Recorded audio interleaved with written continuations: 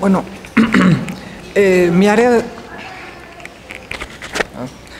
de trabajo en realidad es en laboratorio, ¿no? Hacer los estudios, los análisis, pero esto creo que ha ayudado en alguna manera.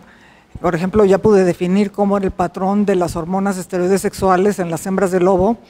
De hecho, tengo una publicación porque encontré una hembra que extrañamente tuvo 2 celos en un año en vez de 1, y eso lo hablé con una persona de Estados Unidos que le pasó el mismo caso en su encierro, ¿no? Entonces, creo que sí, un granito de arena ha habido, y bueno, y ahorita con el proyecto del efecto de la temperatura en la ovulación, pues va a aclarar, todavía no lo publico, ya lo termine, ya lo estoy cerrando, va a aclarar que estaba el mito de que se estaba adelantando la reproducción de los lobos, y yo hice todo el análisis histórico de todos los lobos que han estado en el programa, y resulta que no hay un adelanto en la reproducción, ni un atraso, ¿sí? Es muy al azar. Y también he encontrado que, pues tenemos una cosa que no se ha mencionado, tenemos que tratar de unificar los encierros donde va a haber reproducción. Claro, eso es muy complicado, porque para este tipo de estudios tú necesitas muchos encierros con los mismos años en que se reprodujeron, y resulta que es una dispersión de datos brutal. Entonces yo empecé con todo el studbook y acabé terminando con 24 encierros nada más, debido a que no había coincidencias, entonces perdía la significancia.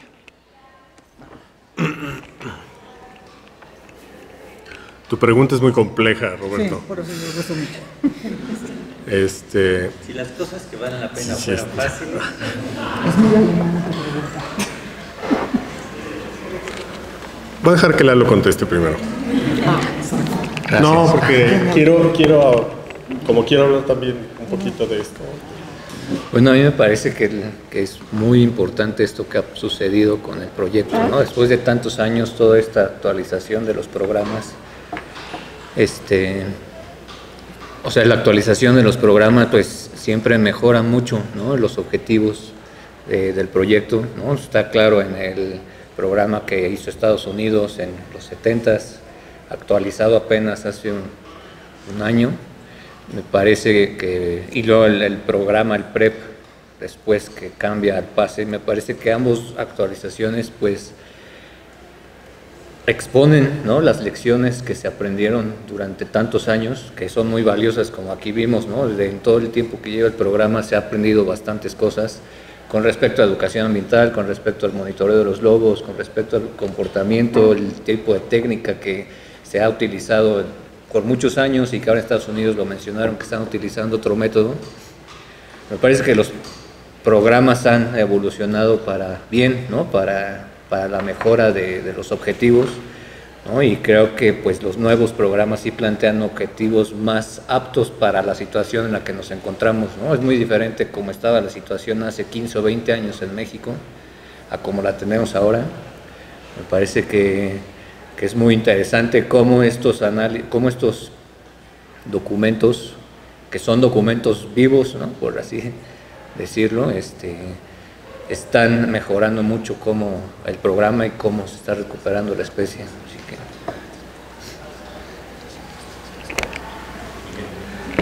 Bueno, yo creo que es indudable que sí ha habido un efecto importante en cuanto a la educación ambiental. Yo creo que los mismos datos de las encuestas hechas en 2011 y en 2019 nos reflejan que sí hay un mayor conocimiento del público en general. En todos los programas, particularmente en el PROCES y en el PASE, siempre se menciona la educación ambiental como un elemento importante. Desafortunadamente, muchas veces o no se establecen claros los objetivos para esta parte de los programas, en cuanto a metas específicas, o bien no se pueden resolver muchas veces por la parte económica, ¿no? Ya lo decía yo, pues obviamente si hay dinero es primero para mantener a los animales o para mantener el programa y no tanto para las campañas de educación, pero es importante ver que sí ha habido un logro, la gente va conociendo más el programa, y esto necesariamente va teniendo una mayor repercusión en el éxito social del mismo, ¿no? Yo creo que eso sí ha sido importante. Y también hay que decirlo, en Estados Unidos también ha habido un cambio en la parte del suroeste. Estuve hace poco, tuve la oportunidad de estar por allá y sí ha habido, igualmente gradual, pero sí ha habido un cambio hacia una mayor tolerancia, no una mayor aceptación, pero sí una mayor tolerancia.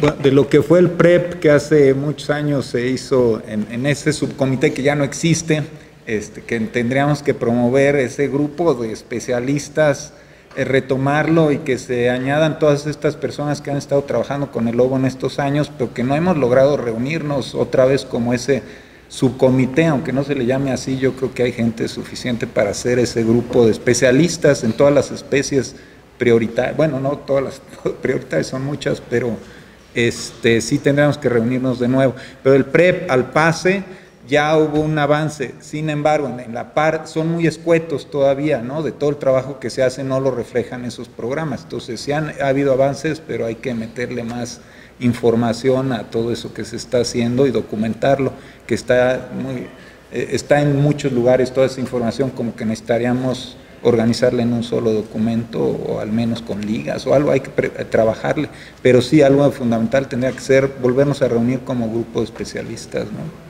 Los que aporten, ¿no? Y que puedan reflejar todo ese trabajo que han hecho durante todos estos años, ¿no?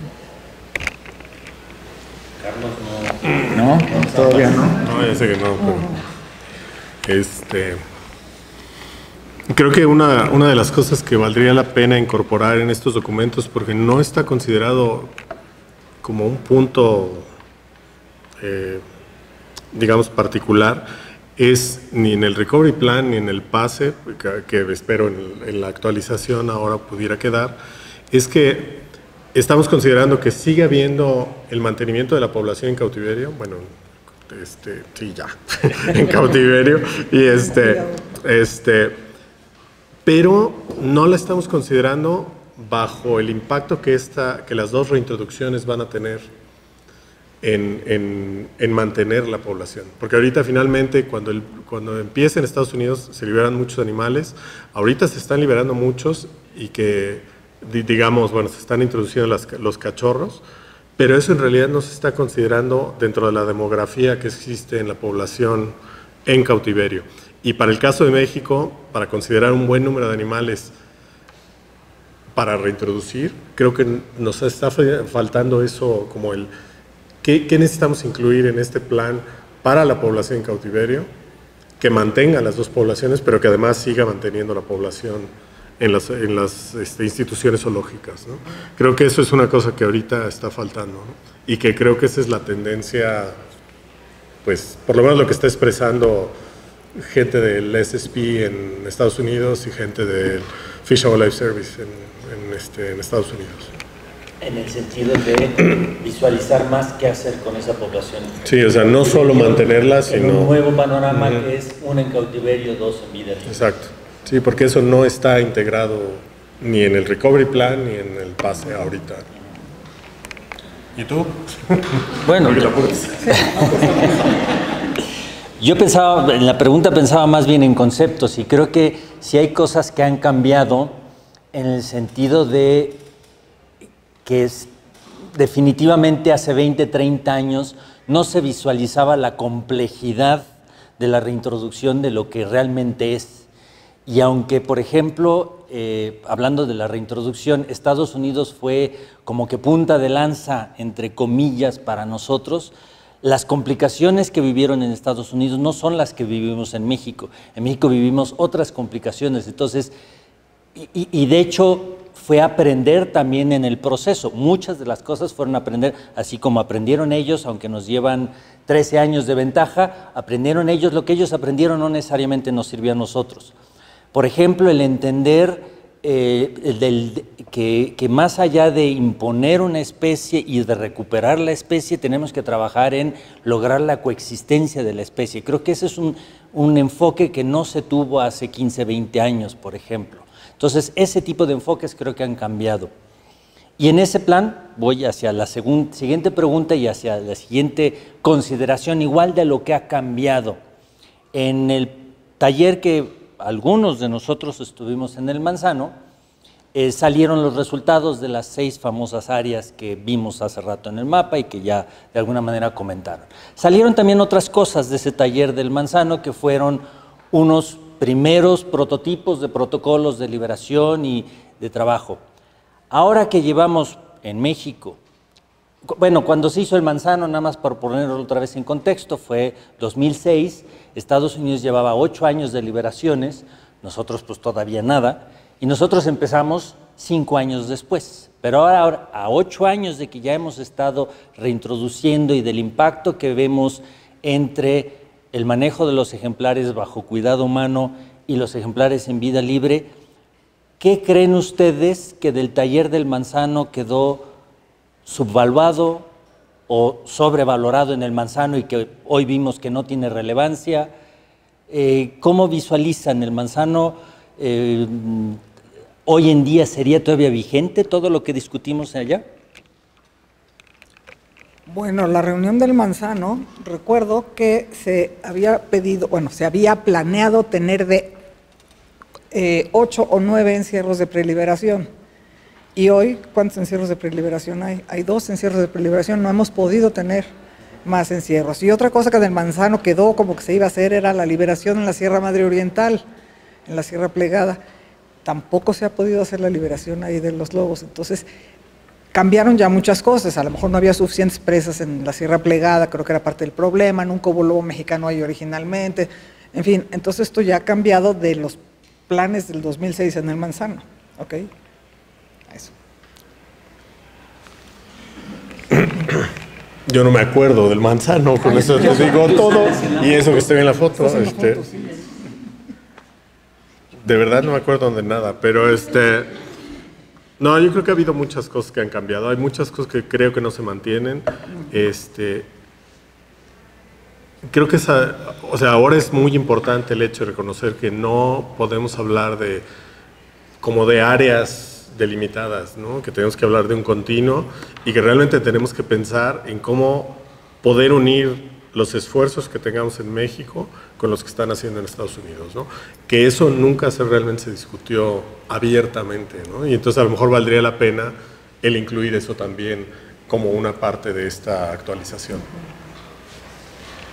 Bueno, yo ni fui al Manzano, pero por lo que he escuchado y he revisado, me parece que esa reunión pues marca, ¿no? Es un gran paso para el proyecto de recuperación del lobo, ¿no? Y como todos los programas, o sea, nadie sabía ciertas cosas, pero creo que ahí se sientan las bases, ¿no? De manera como más seria, más oficial, en decir, aquí tenemos estos 6 lugares, aunque ahorita ya no son los mismos, pero bueno, en su momento se contaba con cierta información, con ciertas herramientas, y pues me parece que es muy importante esa reunión, ¿no? Porque marca también una base, ¿no? Gracias a eso ahorita podemos decir que quizás las zonas donde se había pensado no son las más adecuadas, ¿no? Y marca la base para muchas cosas, ¿no? Si se cumplieron o no se cumplieron algunas cosas, bueno, es como pasa en muchos otros programas, ¿no? Quizás el financiamiento, la falta de participación, no sé, varios factores pueden estar ocurriendo, pero creo que no sé, y ojalá después podamos pues reunir, ¿no? El próximo año también quizás al grupo, no con el nombre de subcomité consultivo, pero reunirnos, ¿no? O sea, me parecería que todos los que estuvieron en el Manzano pues estuvieran en esta reunión, se discutiera otra vez hacia dónde va el proyecto. Es complicado, pero creo que sería algo muy, muy interesante que el próximo año se tenga esta reunión y que el Manzano, lo que pasó, pues que quede grabado ahí, ¿no? En la historia como una reunión muy importante en la que cierto número de personas se juntaron. Y ahora en el 2020 se junta la misma o no se juntan unos o se juntan más, ¿no? Esperaríamos que hubiera más participación. Pero pues eso es lo que puedo decir del Manzano. Bueno, lástima que me tengo que restringir solamente a la parte que me tocó hablar hoy de educación, porque yo creo que hay muchas cosas. No, yo creo que el Manzano sí fue un punto de partida muy importante, ¿no? Creo que finalmente el Manzano reunió una serie de iniciativas que estaban un poco dispersas y le empezó a dar dirección hacia un programa en México, ¿no? Bien decías, Roberto, en cuanto a que en Estados Unidos tienen otra serie de insumos que nosotros no hemos tenido, también tienen una serie de limitaciones. De entrada, ellos tuvieron el insumo de la reintroducción en Yellowstone, ¿sí? Que también les ayudó de alguna manera aprender y a ciertos errores que se aplicaron en Blue Free. En la parte ya no tanto educativa, pero sí de conciencia social, yo creo que esa fue una parte que no se consideró suficientemente en el Manzano. Si bien se mencionaba que en general la aceptación social era relevante para la iniciación de programas de liberación, una vez más no se establecieron objetivos o metas para cómo tratar de contender con ese tipo de situaciones, ¿no? Hay una situación muy importante y muy diferente en cuanto a lo que pasó en Estados Unidos y en México. En Estados Unidos los lobos se liberaron en terrenos federales, ¿no? Tanto en Yellowstone como en Blue Free era National Forest. De alguna manera el gobierno tenía control sobre esas áreas. Aquí lo está sufriendo Carlos. Cada centímetro cuadrado de este país le pertenece a alguien, ¿no? Entonces no hay una tierra común. Y esa es una de las cosas que tuvimos que contender con la aplicación de la percepción social del programa, ¿no? Y es algo que no visualizamos en el Manzano. Ahora lo estamos visualizando. Carlos nos ha explicado cómo hay quienes la dejan entrar y no hay problema, y hay quienes ni siquiera se pueden acercar a sus terrenos, ¿no? Entonces, este tipo de situaciones creo que no se visualizaron en el Manzano y hemos ido chocando con la realidad bastante fuerte, ¿no?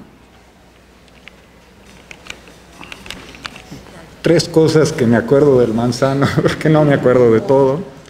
Una, el lugar increíble, precioso para hacer una reunión, aislados del mundo, y eso me lleva a la segunda cosa que me acuerdo. No había señal de celular más que media hora hacia arriba del monte, y si tenías que contactar a alguien por celular, tenías que caminar media hora para arriba, hablar rápido y luego media hora para abajo porque estaba en plena reunión, entonces perdías mucho tiempo en eso. Algo que se me quedó grabadísimo fue lo que nos dijeron los biólogos de campo en esa reunión. Se me quedó grabadísimo. Nos dijeron, no establezcan un borde duro. Esa fue su recomendación más importante y va muy de la mano a lo que comentaba Miguel. Yo creo que qué bueno que no lo hicimos. Lo primero que nos dijeron, nos cuesta mucho dinero. Si establecen un borde duro como en Blue Range, les va a costar mucho dinero y conocen perfectamente nuestra situación y lo hemos estado diciendo, el financiamiento de estos proyectos de conservación nos cuesta mucho trabajo y pues qué bueno que les hicimos caso, porque si no estaríamos sufriéndola, viendo cómo mantener dentro de esa zona a los lobos, y no es el caso. Y esto, la cuestión de la dispersión, pues es fabuloso que se esté dando. Si los hubiéramos establecido, pues estaríamos capturando lobos de un lado a otro, que no tenemos ni la capacidad humana, ni técnica, ni financiera, ni las cuatrimotos, helicópteros y todo lo que ellos sí tienen. No tenemos veterinarios de campo en México. Necesitamos capacitar a la gente para que estén en campo junto con los biólogos que ahí están sufriéndola. Bueno, necesitamos más gente capacitada, entonces qué bueno que les hicimos caso, al menos en ese aspecto. Nos sirvió mucho la experiencia que ya teníamos, ¿no? Es mesa de discusión. Bueno, algo que no se previó en el Manzano, yo no fui al Manzano, digo, pero leí todo el documento, es el crimen organizado. En 2006 el crimen organizado existía, sí, no estoy diciendo que no, pero era muy aislado y no daba problemas. A mí me tocó hacer la prospección en la Sierra de Zacatecas y pasamos tranquilamente y subimos a la sierra tranquilamente, con guías, claro, para que no fuéramos a los plantíos de marihuana o amapola, pero bien. Y ahorita hay áreas que ya no podríamos subir a dejar lobos, ni a monitorearlos, ¿no? Entonces eso cambió mucho del Manzano acá y eso no se previó, no nos imaginábamos que iba a explotar el crimen organizado como está ahorita, ¿no? Sí, bueno, nada más porque dicen que yo no me salvo. Yo también recuerdo mucho lo que decía ahorita Fernando.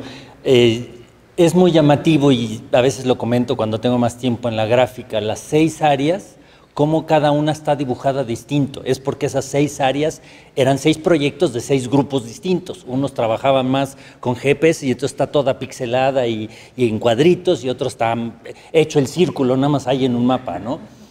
Y efectivamente eso, yo a esa reunión yo fui como representante de la Semarnat. Y en esa reunión de repente los colegas de Estados Unidos, desde los del Fish and Wildlife, como también de algunas organizaciones que fueron invitados a esa reunión, de repente me jalaban de lado. Oigan, aguas con los bordes, no se metan en esa camisa de 11 varas, no se cierren en una sola área. De eso es lo que yo también me acuerdo mucho, ¿no? De, todo el mundo me jalaba al lado para decir, no se vayan a ir por esa vía, porque, y en ese sentido es donde tengo mi objeción al argumento de que no les hicimos caso tan convencidamente, porque hasta el último momento era la insistencia de vamos a salir con una área. A la mera hora no se logró el consenso para salir con un área y por eso salimos con 6, pero no salimos con 6 con la decisión de queremos salir con 6, ¿me explico? Sino salimos con 6 porque no hubo forma de cerrarnos a una, y yo me imagino que Fernando también y varios dijimos, qué bueno que no nos cerramos a una, ¿verdad? Y en retrospectiva, qué bueno que no se hizo esa decisión. En ese sentido, bueno, quisiera yo abrir un momento breve, porque sí estamos relativamente ya cortos de tiempo. Si alguien quiera hacer alguna pregunta, plantear algún tema de discusión.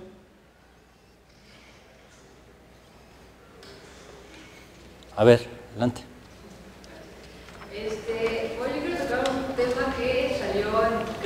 Presentaciones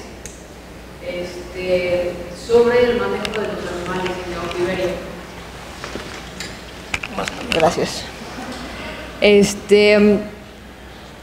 Hablan sobre cómo hay que manejarlos para que puedan salir, porque no son los animales que se manejan normalmente en un zoológico, sino están dentro de un programa que van hacia la recuperación de una especie, que van a salir a vida silvestre. Ahí tienen que, pues de alguna forma, ser exitosos afuera, ¿no? ser exitosos adentro. Entonces hablaron de, digamos, la teoría de qué es lo que no se debe de hacer con esos animales para evitar asociación a los humanos con alimento, a lo mejor con refugio, con algo que les puede ir bien. Pero también hablamos como que tiene que haber mucho manejo para evitar enfermedades, para poder tener el control en la reproducción. Entonces, ¿cómo lo están haciendo?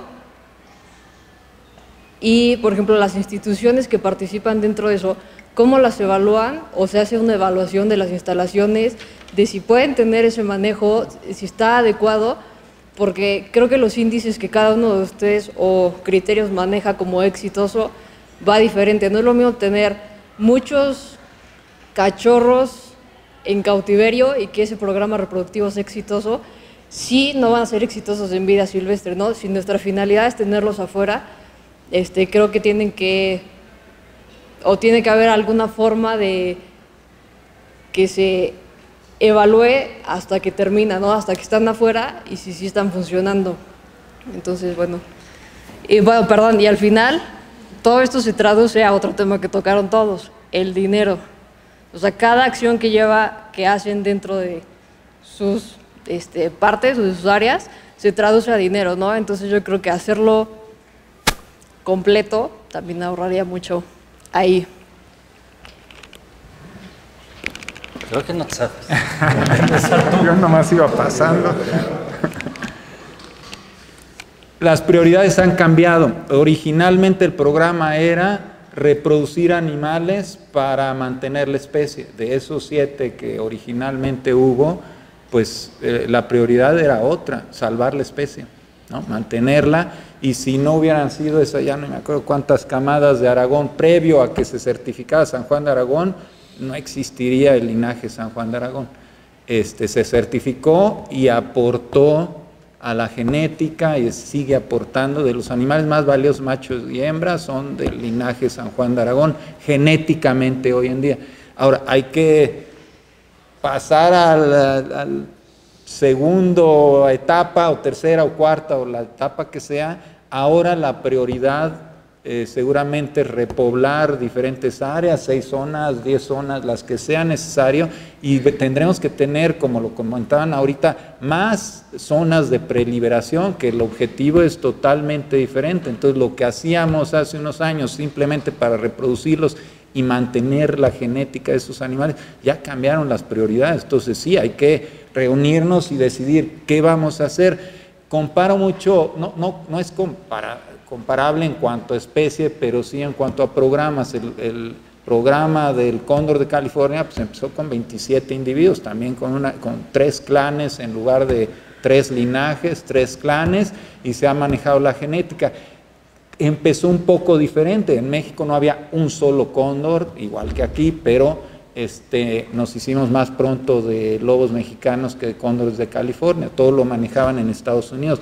Hoy en día, pues apenas tenemos una sola institución en México que maneja cóndores de California, pero ese programa inició un poquito al revés.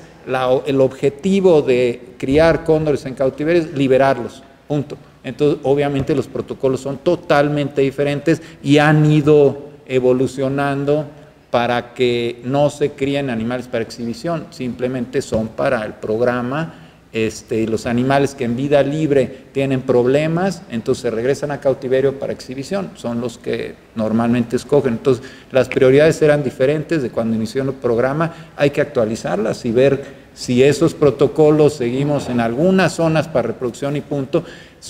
Hay 2 individuos, Xochitl no me dejará mentir, que uno nació en San Juan de Aragón y otro nació en Estados Unidos y parte de su vida estuvo en Aragón, que ya se liberaron. Uno está en Sevilleta, me parece, y otro en la zona de liberación de México. Entonces, solamente 2, pero seguramente los nietos que originalmente se criaron en cautiverio en alguno de estos zoológicos ya están en vida libre. Entonces, fue fundamental tener esas zonas de reproducción como fuera, sin un protocolo dirigido exactamente a criar animales, porque están en exhibición la mayoría de esos zoológicos.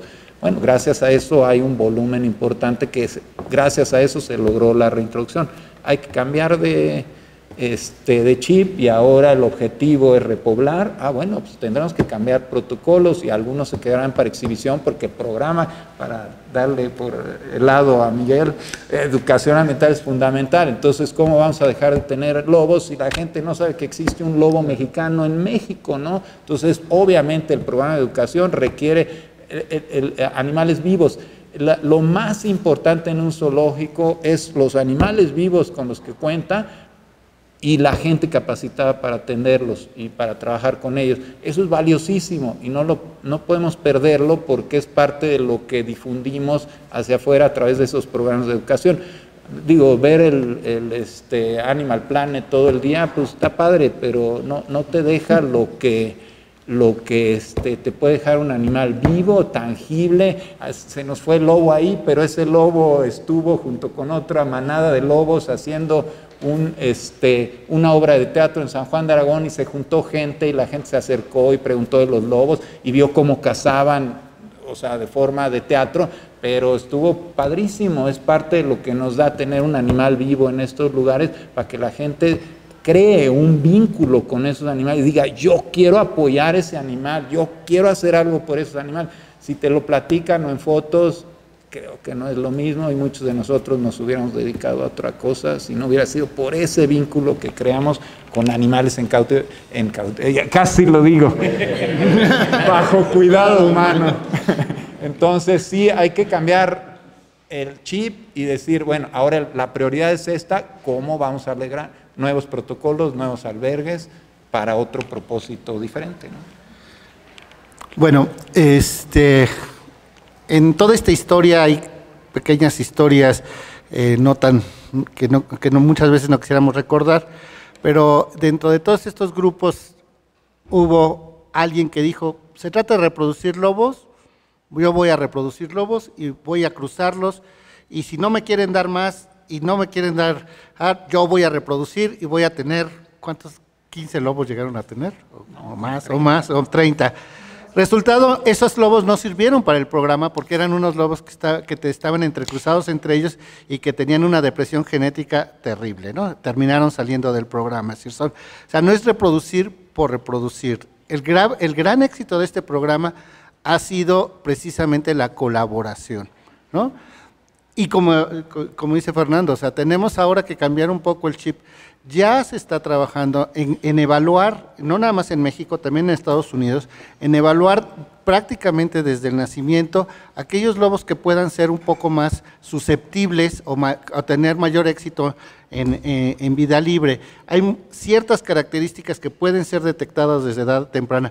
Los lobos son animales muy flexibles y con una gran plasticidad, prácticamente igual que los humanos. Hay lobos que tienen ciertas características que los hacen favorables, mayor estresabilidad, si se vale la palabra, o sea, son más estresables, otros que son más fáciles de formar habituaciones, y eso es lo que tenemos que empezar a trabajar ahora, ¿no? En detectar lo más pronto posible cuáles son los animales más adecuados para poderlos separar. Como dice Fer, necesitamos animales en exhibición, necesitamos animales en los zoológicos para que la gente forme vínculos. Es muy común en muchas instituciones los programas de adopción, entre comillas, que te venden, oye, tú vas a adoptar al lobo fulanito y te mandan y por una cantidad de X te mandan la foto y te dicen cuándo se reprodujo y todo. O sea, este tipo de vínculos son importantes, ¿no? Pero sí tenemos que transitar para ya generar protocolos con mayor anticipación, generar espacios de preliberación. ¿Alguien más quiere contestar sobre la pregunta? No, porque ya dije eso. ¿Sobre la pregunta? Ok. Muy buena pregunta. Yo creo que tu pregunta refleja mucho de lo que vemos de estos trabajos aislados, de lo que decía el doctor Wall y alguno de los otros ponentes. El hecho de que no hay una operación lineal en toda la gente que está trabajando en esto, refleja que a veces hacemos pensar que no tenemos un trabajo bien orquestado. Y otra cosa es, el programa, las prioridades fueron cambiando conforme fue avanzando. Una de ellas al principio era, tendríamos que reproducir para tener más animales para alcanzar nuestro objetivo de liberar, ¿no? Y ese era reproducir. No estábamos viendo a futuro realmente qué íbamos a hacer ya con una población más grande. Ahora tenemos una población que en ese tiempo no pensábamos que íbamos a tener. Nos enfrentamos a muchas cosas, no solamente en la genética, que eso fue un gran freno, sino las instalaciones, ¿no? En dónde era mejor tener a los lobos. Y las instituciones que levantaron la mano por salvar al lobo fueron precisamente los zoológicos. No fueron las instituciones que tenían albergues fuera del público. Fueron los zoológicos quienes levantaron la mano y dijeron, nosotros queremos participar, nosotros queremos reproducirlo y vamos a ver qué pasa. Y entonces es lo que decía el doctor Wall, gracias a esos zoológicos es que empezamos la reproducción y fue muy difícil al principio, no todos los lobos se reprodujeron. También aprendimos que tener parejas y ser los que decíamos, se junta con esta y vemos, pues no se gustaban, ¿no? Entonces nosotros estábamos decidiendo por ellos y los animales no tenían la chance de elegir con quién. Entonces también fue aprender qué teníamos que ver en una hembra o en un macho que fueran dominantes y que fueran a ser buena pareja, que hicieran clic desde un principio. Nos costó mucho trabajo aprender todo eso, pero gracias a que los zoológicos invirtieron tiempo y esfuerzo y observación, que es lo que dice el doctor Carlos, que a lo mejor eso lo perdimos con el tiempo, pero al principio sí teníamos que observar, porque si no, ¿cómo sabíamos si eso iba a ser exitoso? Tardamos tiempo en tener épocas, reproducciones buenas. Al principio teníamos camadas muy pequeñas, ¿no? Desde un individuo a 4, y ahorita tenemos camadas tan grandes como 11 individuos, por ejemplo. Entonces eso te habla de cuánto hemos aprendido a través y que sí, como dicen, tenemos que cambiar el chip y los protocolos de cómo es que manejar. Es difícil hacer entender a la gente que está en los zoológicos, sobre todo a los cuidadores, que están directamente ligados con los animales, de que no formen ese vínculo, ¿no? Porque para ellos tener ese trabajo y ver a los animales, y sobre todo cuando tienen cachorros, para ellos es como si fueran sus hijos. Y entonces es bien difícil decirle, oye, no le hables. Oye, no tengas ese control. Oye, dale la comida sin que te vea. Es bien difícil que ellos lo entiendan y tienen que trabajar sobre eso. Pero saben la importancia que es su trabajo para que ese animal tenga la oportunidad de salir a vida libre. Entonces, es mucho lo que dice Miguel, el hablar con la gente, el hacerla saber la importancia de su trabajo, pero además decirle que si deja de hacer ciertas cosas, es mucho más importante que a lo mejor ese animal va a salir y si lo deja de hablar, ese animal va a sobrevivir porque no va a buscar al humano. Entonces, pero son cosas de mucho trabajo y de muchas cosas, ¿no? Entonces, es un proceso que hemos aprendido a través del tiempo y que sí se tiene que ir cambiando de acuerdo a las necesidades del programa. Ahorita las necesidades es seguir liberando, claro, pero tener más lugares, claro, y que los animales salgan con la prontitud que debería de ser, que ese es otro problema muy grande a los que se enfrentan las instituciones de Semarnat y la CONAM, por la falta de presupuesto, por muchas cosas que tienen que ver con eso, y entonces si los animales salieran más rápido de lo que se están produciendo en cautiverio, eso sería mucho mejor para la conducta de los animales, ¿no? Bueno, antes de aventarles la última pregunta, que va con jiribilla, yo sí quisiera todavía añadir a esta pregunta, yo creo que un manejo como el que explicaba Fernando de seguimiento de salud, de buen manejo, que esté en buen cuidado odontológico, no va peleado o no necesariamente implica habituación, porque de hecho un manejo médico suele ser malo para el animal. No me están agarrando para apapacharme, me están agarrando para picarme, jalarme el diente, sacarme sangre, jalarme la cola y demás. Entonces, manejos médicos no van necesariamente de la mano con habituación. Otro elemento que también yo creo que obviamente no lo podremos poner en un protocolo, ya lo mencionaba María Pía, es la personalidad de los ejemplares. Nos ha tocado liberaciones, de hecho me acuerdo en una que seguidas salieron hermanas, en la primera y en la segunda. La primera fue un desastre y habían vivido juntas hasta antes de formar las respectivas parejas.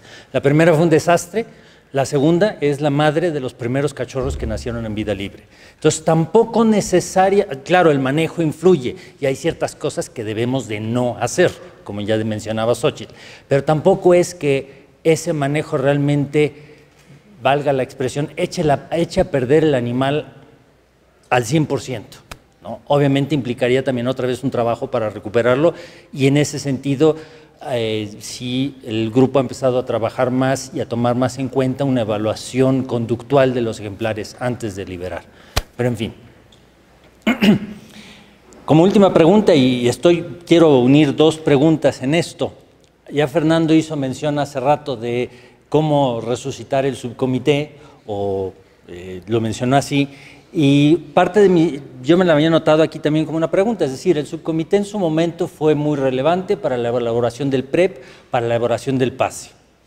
Entonces fue un actor importante en el proceso, que hoy en día oficialmente no exista, es una situación que de hecho no estuvo en manos de ninguno de los miembros del subcomité y de nadie de los aquí presentes. Pero en fin, a partir de hoy, 2019, plantearía dos preguntas. Uno sería, ¿qué visualizan, qué oportunidad visualizan y mecanismo y tal vez alguna experiencia similar, comparable, para restablecer un mecanismo de colaboración privado-gobierno, que eso era lo que de alguna manera formaba el subcomité? Y en ese sentido también, ya más a manera de conclusión, ¿cuáles son a su manera de ver las perspectivas a corto, mediano y largo plazo para avanzar en la recuperación del lobo? La semana pasada se publicó la modificación del anexo 3 normativo de la norma oficial mexicana, que entrará en vigor hasta dentro de 60 días, pero que establece que el lobo ya no está probablemente extinto en vida libre, sino en peligro de extinción. Creo que ese paso es gracias a estos esfuerzos de todos los aquí presentes, la CONAMP, la Semarnat, el subcomité, los especialistas, los zoológicos, las instituciones de investigación, algunas sumas privadas también que no son zoológicos, pero en ese sentido, ahora, ¿cuáles son los pasos hacia adelante en torno a la formación de un grupo, como lo quieran ver, algo que supla al subcomité y en general en cuanto a la perspectiva hacia futuro del lobo mexicano? Y voy a empezar de aquel lado ya que Fernando tocó el tema primero. Toca Eduardo, ahí está. Es reorganizarnos y en lo que pueda aportar cada quien a través de ese, como le quieran llamar, no subcomité, volver a retomar todo, porque sí, el pase supongo que se está actualizando a nivel de secretaría, supongo, ¿no? O CONAN. Bueno, ahí ojalá que se revise a través de ese grupo de especialistas o para que aporten, ¿no? Yo me acuerdo que estaban haciendo uno de hace años de mono araña y pues teníamos más de 600 monos arañas en cautiverio en México y no había ninguna mención de qué se iba a hacer con esa población en cautiverio, porque quien lo hizo no tenía, consideraba que los zoológicos pudieran aportarle algo al mono araña, pues al menos una mención de qué se va a hacer con 600 animales que están en esos zoológicos. Pero bueno, sería bueno ahí una revisión o lo que sea, pero sí hay que retomar como grupo de interesados, simplemente hay gente que puede aportar desde su punto de vista algunas cosas y en esos grupos de pues interesados en el tema, ¿no? Pero bueno, habrá que hacerlo. ¿Y tus perspectivas a futuro para el otro? No, pues yo creo que ya llegamos a ese punto, ya casi tenemos los 500 que algún día se habló, vamos a reproducirlos para llegar a 500, ya llegamos, hay que nuevamente lo que comentaba hace rato, rehacer protocolos, ahora con esa visión de que bueno, ahora el programa cambió de objetivo, ahora es repoblar y mantener una población sana en vida libre, ahora sí, ya toca eso, entonces pues habrá que rehacer todos los protocolos. Digo, el trabajo que se hace en zoológicos y que ya hay muchas instituciones que lo hacen de rutina, pues no creo que se modifique mucho, pero sí tendremos que tener algunas zonas inclusive algunos zoológicos pueden aportar espacios para esas zonas de preliberación, no necesariamente en exhibición. Hay muchos zoológicos, sobre todo en Estados Unidos, que tienen el zoológico principal y una zona fuera de la vista del público. Bueno, también podemos promover, muchos zoológicos tienen los recursos para hacer algo por el estilo. Hay que sugerírselos y darles oportunidad que aporten, ¿no? Si no les abrimos las puertas pues, como programa, pues no van a ubicar esos recursos en otro lado. Queremos que nos apoyen, pues hay que abrir las puertas para que participen. Bueno, respecto a lo del subcomité, yo creo que el principio es mucho más de filosofía o de visión que realmente la parte práctica, ¿no? O sea, yo creo que los interesados, pues aquí estamos, ¿no? Aquí están todos los que estamos aquí es porque estamos interesados en esta especie y todo. Pero yo creo que la filosofía de haber creado originalmente los subcomités o el comité y luego los subcomités era el reconocimiento de la autoridad de asesorarse por parte de los interesados y gente con experiencia para tomar decisiones las más adecuadas, ¿no? En ningún momento el subcomité pretendió suplantar a la autoridad tomando decisiones, siempre era una sugerencia. Bueno, pero bueno, la otra parte pues es que el subcomité debe incorporar gente joven, debe incorporar personas que están empezando a trabajar desde diferentes trincheras con el lobo, como con otras especies, ¿no? Pero el subcomité debe recuperar esa juventud, hay gente muy joven, gente interesada, y que a la vez ya tiene experiencia en manejar y en conocer a los lobos. Entonces, esta asesoría, este reconocimiento de la autoridad de que una asesoría es saludable, yo creo que es muy positiva. Y para terminar un poco con la pregunta que haces, yo quiero ser optimista, yo creo que este ejemplo de los lobos ha sido un ejemplo muy positivo para México en el sentido de que el trabajo comunitario y el trabajo colaborativo al interior y al exterior ha dado buenos resultados, ¿no? O sea, los que empezamos hace algunos años, pues sí veíamos con un poco de escepticismo, como decías, pensar en llegar a 100 lobos, híjole, se veía así como muy lejos, ahora pensar en llegar a 500 ya no se ve tan lejos, ¿no? Entonces yo creo que sí es posible, creo que la actitud a través de la educación ambiental ha cambiado la actitud del público. Lo mencionaba yo, hay una relación en la edad, entonces hay que ir trabajando con las generaciones nuevas para que se acepte esta idea, no para que digamos, ay sí, el lobo nunca va a comer ganado. El lobo siempre que sea necesario va a recurrir a ese tipo de recursos, pero es importante que entendamos la importancia de mantener la biodiversidad. Bueno, ahora sí te toca. Ahora sí me tocó la rifa del tigre. Bueno, pues yo concuerdo con mis colegas también que es el rol de la autoridad, ¿no? Semarnat, ya sea a través de CONAM, de la Dirección General de Vida Silvestre, es fundamental para poder coordinar a estos grupos, ¿no? Si bien cuando se desaparece el grupo el subcomité, aparecen los famosos grupos de expertos que también pues empezaron a trabajar con diferentes especies. Por alguna razón no funcionaron, ¿no? O no han continuado, pero creo que fue quizás no hubo una coordinación central, ¿no? No en el tema de que la CONAM o Semarnat vamos a decir cómo hacer las cosas, precisamente lo que necesitamos, y más ahora con los recursos que tenemos de algún modo limitados, necesitamos el consejo de especialistas, de expertos que conocen el tema. Si bien yo tengo poco en la CONAM, con los lobos he trabajado muy poco, pero realmente mi labor no es coordinar a todos estos especialistas para que nos sentemos en una mesa, revisemos el pase que se hizo en 2019, veamos los indicadores, qué pasó, qué se hizo, qué no se hizo, por qué sí, por qué no, y a fin de cuentas eso plasmarlo en una nueva estrategia, ¿no? Es complicado porque hay diferencias entre grupos, ¿no? En hay diferencias, en otros grupos, ¿no? También hay diferencias, pero creo que hay que cambiar un poco ya el paradigma de conservación, ¿no? En el país, ¿no? El tema de que solo un grupo es el especialista, creo que eso tenemos que cambiarlo ya, ¿no? Y unirnos, a fin de cuentas, siempre digo esto cuando estamos trabajando con especies, estamos trabajando por los lobos, ¿no? Por salvar a los lobos y no por que darle reconocimiento a un grupo o porque queramos trabajar por el interés de cierta institución, ¿no? Creo que, no sé, yo tengo mucho esa idea, ¿no? A mí me gustaría, como parte de la oportunidad que tengo en la CONAM, pues tratar de llevar esa idea a la mesa, ¿no? Que estamos trabajando por el bien de una especie y no por otros intereses.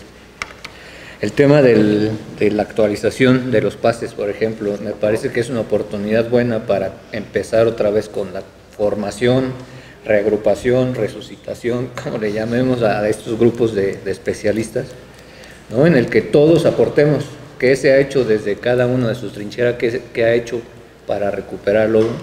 Ahorita aquí hay un grupo, ¿no? Pero que quizás hay otros grupos que han trabajado en otras partes del país, que es importante también conocer qué están haciendo, saber cómo le está yendo por allá, si van bien, cuáles son sus expectativas. Me parece importante agrupar eso. Y con respecto a esto, los pases, por ejemplo, muchos ya tienen 10 años, ¿no? 2011, 2009, 2007. Yo lo que he visto es que muchas veces no se les da, no creo quien decía, no se les da continuidad a los proyectos, ¿no?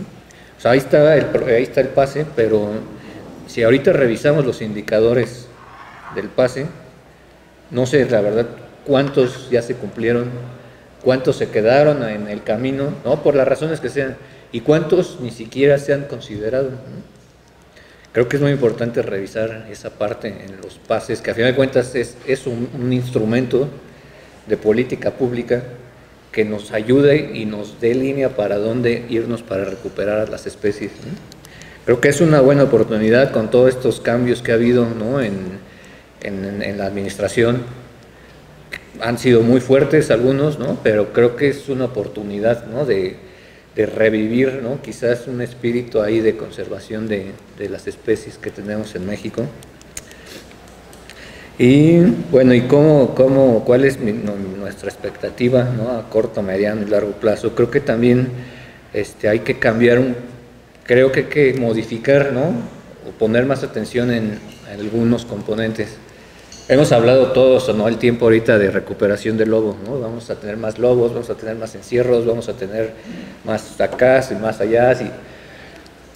pero poco se ha dicho de vamos a reducir la amenaza que tiene el lobo, ¿no? O sea, cómo evitamos la deforestación en la sierra, ¿no? Que es uno de los problemas grandes. Ahí tenemos hábitat, pero hay más hábitat, ¿no? Vimos el mapa, quizás podamos recuperar más sitios donde poder liberar. ¿Cómo hacemos también para recuperar las presas, ¿no? Es otro tema también que todos sabemos que tenemos que hacer, ¿no? Pero que no transmitimos quizás el mensaje, porque nuestro mensaje es conservar el lobo, recuperar el lobo, pero creo que podríamos también modificar un poco ese mensaje de decir vamos a recuperar las presas, el hábitat, todo el ciclo, del mismo ciclo del agua del que depende, ¿no? De que nos da el bosque, ¿no? Cambiar este lenguaje de servicios ecosistémicos que nos dan los bosques me parece que es algo que también podemos promover, y ciertamente podremos hablar, ¿no? Pero cómo, creo que una parte central, todos lo dijimos, es cómo involucramos a las comunidades en el tema de conservación.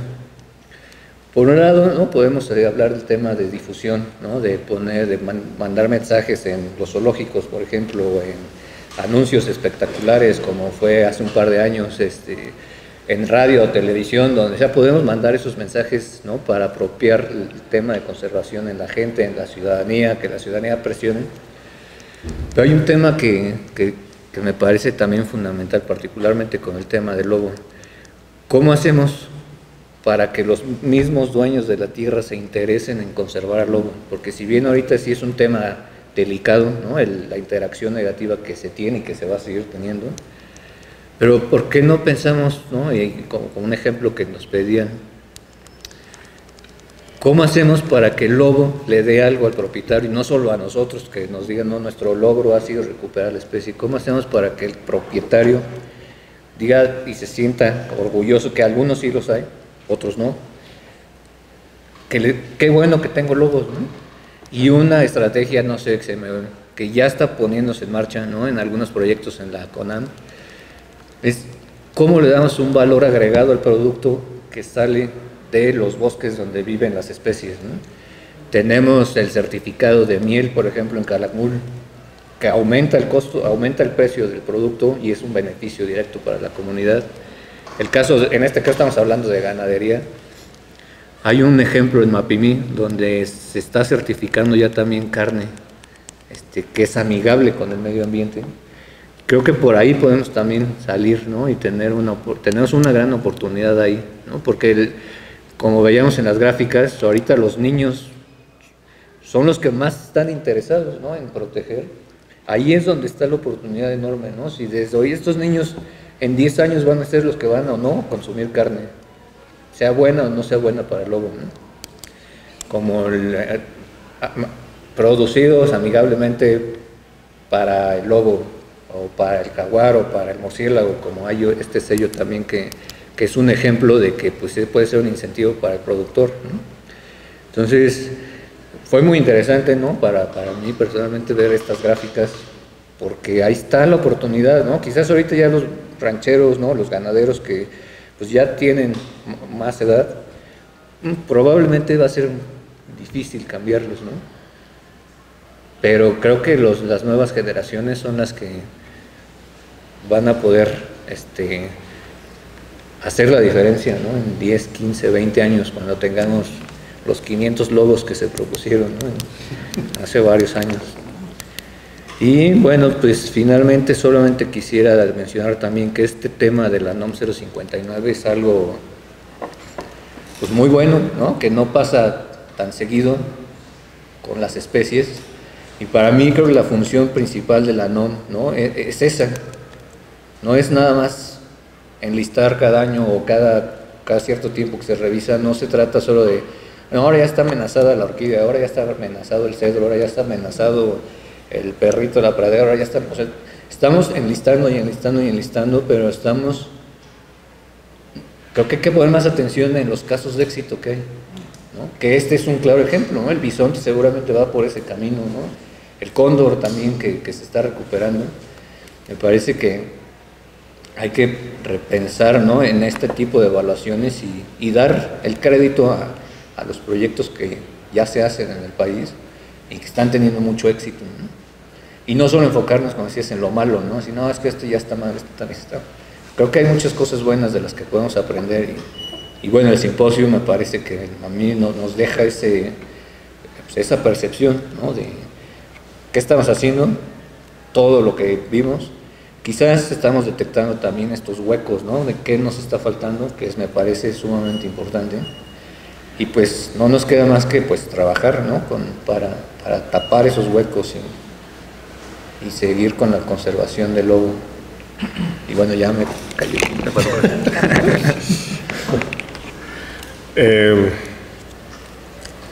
Con relación al subcomité, creo que, bueno, el grupo de expertos, pues finalmente está viendo reuniones, ¿no? A lo mejor no con la formalidad ni con la difusión que debería de haber, ¿no? Por las diversas, o sea, por muchas razones que pueden existir, ¿no? Creo que ha habido la incorporación de gente nueva, finalmente, pero también, pues finalmente se reduce a que no hay, como siempre, ¿no? El dinero no ayuda, ¿no? Para favorecer reuniones, ¿no? La perspectiva mediano o largo plazo, pues claramente sería ver no una población, sino una población robusta y a lo mejor más, ¿no? Pero creo que tenemos que modificar estas sugerencias que hablábamos, ¿no? O sea, estos cambios que hay en el mantenimiento de los individuos en instituciones zoológicas, creo que se tiene que implementar a la brevedad para que podamos realmente tener cambios sustantivos en las poblaciones en vida libre. Bueno, del subcomité yo creo que es una gran idea, bueno, grupo de expertos que sí se ha formado, pero no acaba de formarse. Yo siento que no acaba de formarse porque no hay esas reuniones que había bastante seguido con el subcomité y creo que lo que hace falta es un reconocimiento oficial de la Semarnat a los grupos de expertos, porque seguimos como volando, o sea, así como que reconocidos por Semarnat no estamos. Entonces yo creo que ya una vez que tengamos un reconocimiento oficial como un grupo de expertos, asesor, etcétera, otra vez, creo que eso le va a dar más formalidad y creo que es importante que haya jóvenes, ya se han integrado, que sea abierto, que alguien pueda llegar y decir, yo quiero ser parte del subcomité porque antes era así cerradito, ¿no? Y bueno, todos tenemos que cambiar el chip y tenemos que definir, creo que ya lo dijo Fernando o Miguel, que tenemos un interés común. Ninguno vamos a cobrar por pertenecer al grupo de expertos. Nuestro interés es salvar al lobo. Entonces, de ahí tenemos que partir para estar en acuerdo todos, ¿sí? Y cada quien puede aportar sus conocimientos, ¿sí? Que si sea fisiológicos, que si sea ecológicos, que sea lo que sea, ¿no? Y entonces eso va a caminar mejor. La perspectiva, pues ahorita es un éxito el programa de reintroducción, muchas gracias a Camiso y otros compañeros que están con él. Y a 5 años, como lo veo yo, que era parte de la pregunta, ¿no? Si sigue como va a ser un éxito a 5 años. Pero tenemos que no bajar la guardia, no decir, ay, ya nada más está en peligro, no hay problema, no, y luego, porque somos capaces de eso en México, ¿sí? Entonces, y a 10 años, pues todo depende de cómo vaya la situación, porque volvemos al presupuesto, ¿no? Pero tal como está ahorita es un éxito. Yo espero que siga siendo un éxito y que lleguemos primero a los 100 y luego a los más, en Chihuahua, porque los 500 que estamos diciendo es en Estados Unidos y México, no crean que nada más aquí. Ok. Para contestar. Hace rato me dijeron que contestara, entonces yo también voy a contestar. Y yo creo que en el tema del subcomité, yo sí le pondría, valga la expresión, el cascabel a las autoridades. ¿En qué sentido? Para mí, el subcomité perdió credibilidad en ese entonces por 2 problemas que compete a la autoridad cuidar que no vuelvan a suceder. 1, por evidente y franco conflicto de interés, y 2, por perder credibilidad técnica en sus argumentaciones y a veces en sus exposiciones. Para mí, el día que el subcomité, y yo en aquel entonces ya estaba en gobierno, y para muchos de gobierno, el día que el subcomité dejó de tener credibilidad fue el día que el representante del subcomité dijo en Estados Unidos que había 5 manadas reproductivas de lobos en vida libre. Entonces creo que sí es necesario que la autoridad tome las riendas en la mano para que garantice pluralidad, para que garantice los mecanismos de transparencia y de responsabilidad de quienes participan en ese órgano consultor. Y ahí creo que también está en la autoridad hacer otra cosa, es diferenciar el órgano consultivo de los grupos de trabajo.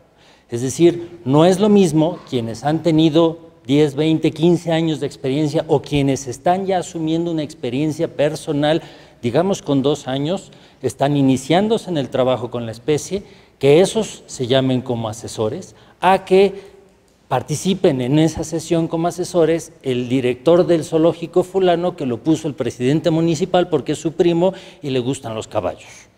¿Me explico? Entonces creo que sí hay que diferenciar una cosa del órgano consultivo, que es donde hay cierta experiencia y donde la autoridad, como decía Miguel, reconoce cierta experiencia, de los grupos de trabajo, las sesiones de trabajo, que obviamente tienen que incluir a mucha gente que se está adentrando en el tema apenas. Pero eso creo que la función, digamos, regulatoria como ente abstracta del tema, sí tiene que ser la autoridad que ponga ciertos límites, que ponga cierto orden y que supervise ese orden. No. En ese sentido, mi perspectiva es favorable en el sentido de que quiero pensar que en este gobierno de honestidad valiente vamos a prosperar también en eso y pues ojalá ahí vayamos para adelante. Y respecto al lobo, mi idea es, yo creo que el único pero es también el mantener los recursos para el programa. Creo que se han hecho las cosas bastante bien, digo, obviamente también hemos cometido errores y creo que se está aprendiendo de esos errores, pero creo que eso es también lo bueno, se está aprendiendo. Y tenemos una población que va por buen camino, tenemos un buen soporte en cautiverio, tenemos buenos colegas en Estados Unidos que también nos prestan todo tipo de apoyo, inclusive financiero, tecnológico y el intercambio de información. Y yo creo que eso sí a mí me da la perspectiva de que en 5 años podríamos estar acercándonos a los 60 animales en vida libre y pian pianito. Digo, Blue Range también tuvo su racha de crecimiento muy lento y ahorita apenas se está destapando desde apenas los últimos años. Entonces creo que vamos por ese camino y creo que en ese sentido el camino es favorable. Nada más ahorita el riesgo es no perder el objetivo, no diluir los esfuerzos demasiado, si bien hay que crecer, hay que buscar nuevas generaciones que entren o nuevas áreas, no hay que descuidar las existentes, porque esas ya tienen 30 animales ahí, ¿no? Esa sería mi perspectiva. Y ya para concluir entonces, quiero en primer lugar darles las gracias, para ello los diplomas, los diplomas, para dárselos, ¿no? Entonces quiero darles las gracias a los participantes. ¡Ay! Total, ese no vino, ese tampoco. Eduardo, muchas gracias. Un aplauso, por favor, al doctor Eduardo Ponce. Fernando. María Pía.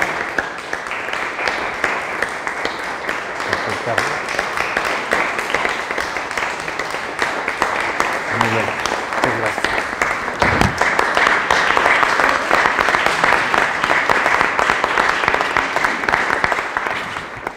También les damos una constancia a quienes hicieron el esfuerzo de todo el trabajo de organizar este simposio, a Eli Coronel. Y bueno, tú se lo das a Nayeli Lara, que tuvo que ausentarse. Y muchas gracias a ustedes también por participar, por estar aquí con nosotros, acompañarnos a escudriñar un poquito los retos a futuro de la conservación del lobo mexicano. Muchas gracias.